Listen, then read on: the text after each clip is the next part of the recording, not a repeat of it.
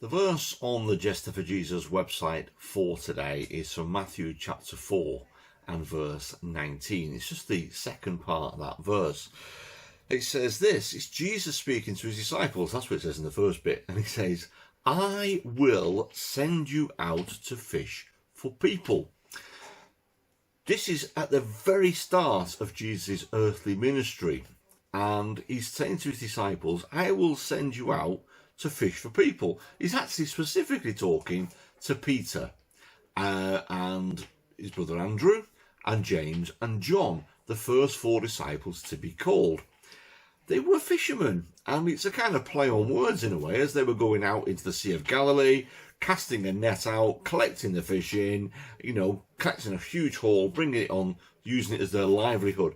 And he was saying, look, you come and follow me, he says, follow me, and I will send you out to fish for people. Following somebody, it's a bit like being yoked to them, as we looked at yesterday in yesterday's verse. Jesus then spent the next 3 and a bit years with them, telling them and talking to them. He had a public ministry, a very public ministry. And we read about that in the New Testament Gospels.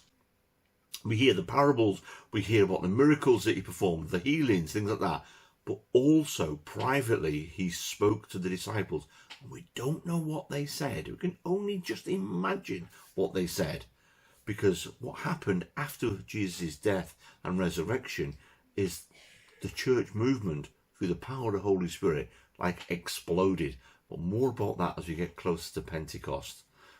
The thing on those words of Jesus, he says, I send you out to fish for people. Maybe today, somewhere part of your workforce, wherever you're working, you might be able to, go out and start to catch fish for Jesus yourself.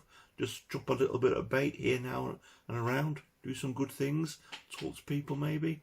And then you too can be a fisher of men.